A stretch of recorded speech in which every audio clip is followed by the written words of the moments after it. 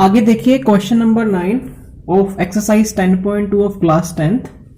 X Y and X dash Y dash are the two parallel tangent. इसके लिए figure आपको पहले दे रखी है, तो यहाँ देखिए एक्स वाई और X dash Y dash dash are the two parallel tangent. देखिए एक्स वाई और एक्स डैश वाई डैश ये दो पैरेलल टेंजेंट्स दे रखी हैं आपको, और सर्कल का टेंजेंट ओ है। अनदर टेंजेंट ए बी, एक दूसरी टेंजेंट ए बी भी है जिसका पॉइंट ऑफ कॉन्टेक्ट सी है, ठीक है। और intersecting X Y at A, X Y को इसने यहां पे काटा हो ए पे, and X dash Y dash at B यहां पे कट किया हुआ है। Prove that angle A O B is equal to 90 degree. हमें ये ए ओ बी 90 डिग्री दिखाना है।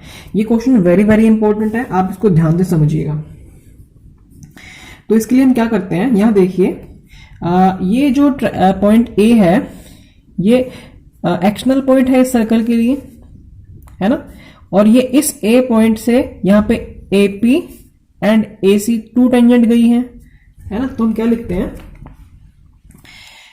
ए B the external point to the circle,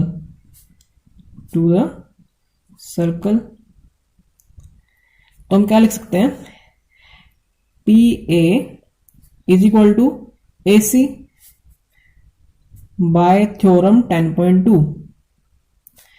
theorem 10.2 से ऐसा हम लिख सकते हैं क्योंकि एक्सटर्नल पॉइंट से जितनी भी टेंजेंट जाती हैं उनकी लेंथ क्या रहती है, इक्वल रहती है। आपने ये लिखना है थ्योरम 10.2 लिखना है, थ्योरम 10.2 लिख लीजिएगा, नहीं तो आप इसको और थोड़ा सा इलैबोरेट कर लिख सकते हो। Length of tangent drawn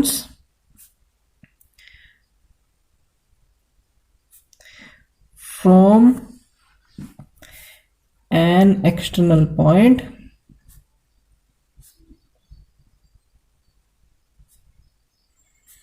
are equal, आप ऐसे भी लिख सकते हो। नेक्स्ट स्टेप क्या रहने वाला है, ये हमने O P A equal to A C लिखा, हम ओ को सी से ज्वाइन कर देंगे, join O and C. Next step क्या रहने वाला है, आप ओ और सी को ज्वाइन कर दीजिए, ज्वाइन ओ टू सी। इससे क्या होगा, आपके पास दो ट्राइंगल फॉर्म हो जाएंगे, एक तो बन जाएगा ओ पी ए एंड एक बन जाएगा ओ ए पी, है ना। एक बन जाएगा ओ पी ए और एक ओ सी ए। तो इन ट्राइंगलों को देखते हैं आप। In triangle O A P and triangle O A C, यानी हम ये दो ट्रायंगल आपको कॉन्ग्रुएंट दिखाने हैं। अब कॉन्ग्रुएंट क्यों दिखाने हैं वो भी मैं आपको बताऊंगा। अब देखिए ओ ए पी और ओ ए सी को कैसे कैसे कॉन्ग्रुएंट दिखा सकते हो। सबसे पहले तो ये देखो ओ ए इस ट्रायंगल में भी है, इस ट्रायंगल में भी है, यानी क्या लिखेंगे, ओ ए इज इक्वल टू ओ ए। ये कैसी साइड है, कॉमन साइड है जी, कॉमन साइड है ना, कॉमन साइड्स।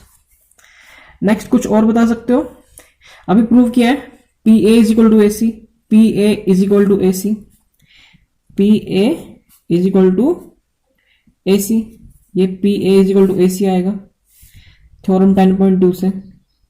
अभी ऊपर लिखा भी है, आप इतना ही लिख देना थ्योरम 10.2 से। नेक्स्ट कुछ और चीज आप इक्वल दिखा सकते हो। नेक्स्ट चीज है ये देखिए ओ सी इस सर्कल की रेडियस है और ओपी भी इसी सर्कल की रेडियस है, रेडियस तो सेम ही होती है ना, यानी ओ सी और ओपी इक्वल है ना। ओ सी और ओपी ये दो ट्राइंगलों के लिए ओ सी और ओपी इक्वल है, तो यहाँ पे OP is equal to O C. क्यों, radius of circle OP is equal to O C, क्योंकि रेडियस है सर्कल की, radius of circle, radius of a circle are equal, क्योंकि एक ही सर्कल की रेडियस क्या होती है आपकी, इक्वल होती है। अब तीन साइडें हमने क्या दिखा दी, इक्वल दिखा दी, यानी क्या लिख देंगे आगे, triangle O A P is congruent to triangle O A C. कैसे, किस क्राइटेरिया से, साइड साइड साइड क्राइटेरिया से। अगर ये हो जाता है तो हम क्या कह सकते हैं, इसके अगर दो ट्रायंगल हमने कॉन्ग्रुएंट दिखा दिए हैं तो हम उनके कोरस्पॉन्डिंग पार्ट्स को इक्वल कह सकते हैं। तो देखिए इनमें इसका मकसद क्या था, इसको हमने कॉन्ग्रुएंट दिखाया, तो हम क्या करेंगे, इस ट्राइंगल को इस ट्राइंगल के साथ आपने इक्वल दिखाना है, क्योंकि दो ट्राइंगल ऐसे ट्राइंगल है और कोरस्पॉन्डिंग ट्राइंगल वैसे हैं, है ना। तो हम क्या लिखेंगे, triangle O A P is equal angle O A P is equal to angle O A C by C P C T. तो क्या लिखेंगे, therefore angle O A P is equal to angle O A C. Angle O A P is equal to angle O A C, दोनों बराबर है ना। लेकिन यहां पे ये पूरा ट्राइंगल देखिए, ये पूरा एंगल देखिए, इस पूरे एंगल का नाम क्या है, पी ए सी है ना, पी ए सी। और पी ए सी कैसे बना है, ओ ए पी से और ओ ए सी से, है ना। अब देखिए एंगल पी ए सी कैसे बना है, आपके इन दोनों ट्राइंगल से मिलकर बना है, angle O A P plus angle O A C से मिलकर बना है। अभी तो दोनों हमने इक्वल दिखा दिए। अब किसको हमने किसके इक्वल रखना है, हमें देखिए, क्योंकि इस ट्राइंगल को 90 डिग्री दिखाना है तो इसके साथ वाले को ही रखना है, यानी ओ ए सी को ही रखना है आपने, ओ ए सी। यानी इस ओ ए पी को क्या लिख सकते हैं, ओ ए सी लिख सकते हैं। Angle O A P O A सी के बराबर है, तो यहां से उठा के यहां रख दिया ओ ए सी, ये भी एंगल ओ ए सी। अब दोनों ओ ए सी है, तो एंगल पी ए सी की वैल्यू कितनी आ गई, 2 एंगल ओ ए सी। यानी हमने इस ट्रायंगल को इस एंगल को क्या दिखा दिया कि ये पूरा एंगल जो है वो ओ ए सी का दुगुना है ना। ठीक है, अब ये तो हमें यहां से निकल के आया रिजल्ट ऊपर से। सिमिलरली हम इन दो ट्रायंगल को भी कॉन्ग्रुएंट दिखा सकते हैं, लेकिन आपने दिखाना नहीं है। आपने क्या लिखना है, सिमिलरली ये दो ट्रायंगल कॉन्ग्रुएंट हैं, ये भी आपने नहीं दिखाना है, क्योंकि आपको पता होता है कि आप ऐसे करोगे। लेकिन सिमिलरली हम क्या दिखाने वाले हैं, जैसे कि हमने पी ए सी को दुगुना दिखाया इस एंगल के, इसी तरीके से हम क्यू या फिर सी या फिर ऐसी क्यू बी सी को हम दुगुना दिखाएंगे इस एंगल के, है ना, दिखा सकते हैं ना। ठीक है, अब आगे क्या लिखते हैं, सिमिलरली हम क्या लिखने वाले हैं, आपका Q B C, angle Q B C is twice of angle, किसके ट्वाइस दिखाना है, इस इंटरनल एंगल के, इस इंटरनल एंगल का नाम क्या है, O B C, O B C, O B C. अब देखिए हमने पी ए सी को दुगुना दिखा दिया इस एंगल के, एंड क्यू बी सी को दिखा दिया दुगुना ओ बी सी के। अब देखो पी ए सी और क्यू बी सी कैसे एंगल है, ध्यान से देखिए। मैं किस एंगल की बात कर रहा हूं, पी ए सी ये पूरा एंगल, और यहां पे क्यू बी सी ये पूरा एंगल। ये देखिए ए बी एक ट्रांसवर्सल है, पैरेलल लाइन के बीच में एक ट्रांसवर्सल लाइन गई, ए बी क्या है, ट्रांसवर्सल है ना। अब ट्रांसवर्सल थोड़ा सा यहां समझिए, आपकी एक्स एंड वाई, ये एक्स है ये वाई है, सॉरी वाई ऐसे है, वाई है, ये एक्स डैश है, ये वाई डैश है।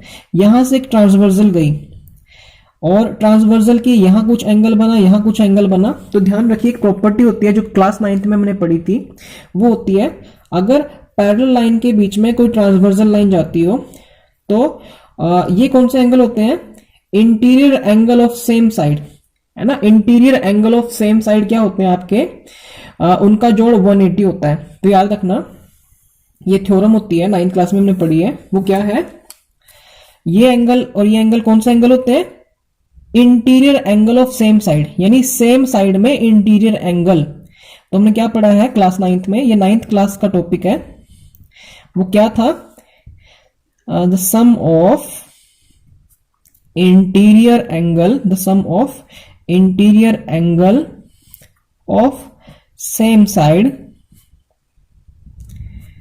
Is 180 degree. वो कितना होता है, 180 डिग्री होता है। अब देखिए यहां पे मैंने क्या बताया, एक्स वाई और एक्स डैश वाई डैश पूरी पैरेलल लाइन है, और ये ए बी क्या है, एक ट्रांसवर्सल लाइन है। और यहाँ पे पी ए सी ये पूरा एंगल पी ए सी, और यहाँ पे क्यू बी सी एंगल, ये एंगल और ये एंगल कैसे एंगल है, interior angle of same side. तो क्या लिखेंगे आगे,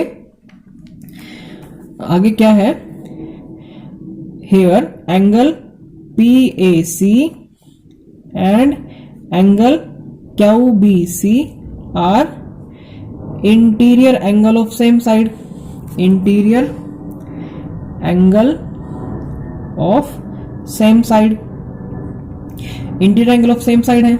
इसका मतलब क्या है, इसका मतलब है कि एंगल PAC इज सम उनका angle QBC is equal to 180 degree, क्योंकि अभी बताया ना मैंने, ये आपने बताना भी है, यही चीज आपने यहाँ पे लिखनी भी है, नीचे लिख देना कि sum of interior angle of same side is 180 degree. इसका मतलब क्या है, ये दोनों का सम 180 होगा। अब PAC की वैल्यू क्या निकाली है, 2 एंगल OAC निकाली है, वो यहां पुट कर दें PAC की जगह, है ना। 2 एंगल OAC प्लस QBC की वैल्यू क्या निकाली है, OBC निकाली है ना, एंगल OBC और ट्वाइस भी है, क्योंकि ट्वाइस है ना, QBC की वैल्यू ट्वाइस ऑफ OBC है, ट्वाइस लिख दिया 180। इधर 2 2 है, दोनों का कॉमन निकाल लूं तो क्या बचेगा, angle OAC plus angle OBC is equal to 180 degree. ये 2 इधर क्या हो रहा है, मल्टीप्लाई हो रहा है, उधर जाके डिवाइड चला जाएगा। आगे करते हैं, एंगल OA, एंगल OA, ये एंगल OA क्या है आपका, OAC है एंड OBC है, angle OAC plus angle OBC is equal to, वो 2 उधर मल्टीप्लाई में था ना, तो क्या होगा, ये 2 उधर मल्टीप्लाई में था, उधर जाके डिवाइड कर देंगे, तो क्या बन जाएगा आपका, डिवाइड में चला जाएगा 2 इधर, तो क्या आएगा, angle OAC plus angle OBC is equal to 90 degree, क्योंकि 2 1 2 2 9 80, तो 90 आ जाएगा। ये एक रिजल्ट है, अभी आपने इसको संभाल के रखना है। अब ध्यान से देखिए, फिगर में दोबारा चलते हैं। हमने क्या दिखाया, इसका जोड़ और इस एंगल का जोड़ हमने क्या दिखाया, 90। देखो OAC एंड OBC 90 दिखाया। अब देखिए ये AOB एक पूरा ट्राइंगल है ना, ये A है, थोड़ा डार्क कर देता हूं, ये B है, ये O है। AOB आपका पूरा ट्राइंगल है ना, AOB। इस पूरे ट्राइंगल में हम सम ऑफ ट्राइंगल वाला फॉर्मूला लगा सकते हैं, है ना, इन ट्राइंगल AOB। मैं थोड़ा सा फिगर यहाँ पे दिखा देता हूँ आपको, वो ट्राइंगल कैसे बना हुआ है। ऐसे है कुछ, और फिर यहाँ पे ऐसे O है, बस वो छोटा सा फिगर बनाया मैंने समझने के लिए।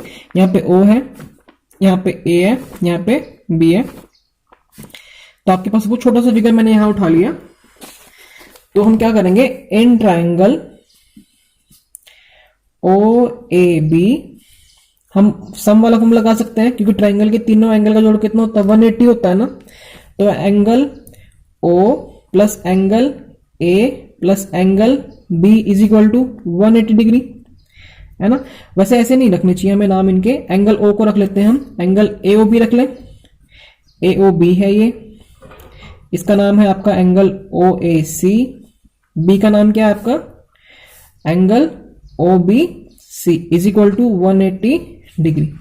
ये AOB कितना है, AOB तो निकालना है, तो AOB को भी रहने देते हैं। अभी OAC और OBC अभी क्या प्रूव करें, दोनों हमने ये दोनों क्या दिखाए हैं, ऊपर देखिए OAC और OBC हमने 90 दिखाए हैं, इनकी वैल्यू यहां पुट कर सकते हैं ना, तो इनकी वैल्यू हम कहां कर देते हैं, 90 दिखा देते हैं, इज इक्वल टू 180 डिग्री। ये 90 इधर प्लस है, उधर जाके minus, angle AOB is equal to 180 degree minus 90, तो angle AOB is equal to 180 में से 90 गए 90, तो एंगल AOB हमने कितना प्रूव कर दिया, 90 डिग्री प्रूव कर दिया। अगर आप क्वेश्चन देखोगे ना, इसमें प्रूव दैट AOB 90 डिग्री ही करना था, तो इस प्रकार आपने करके आना है, तो हैंस प्रूव्ड। ये क्वेश्चन वेरी वेरी इंपॉर्टेंट है। अगर क्वेश्चन समझ में ना आया हो तो दोबारा से वीडियो देखें।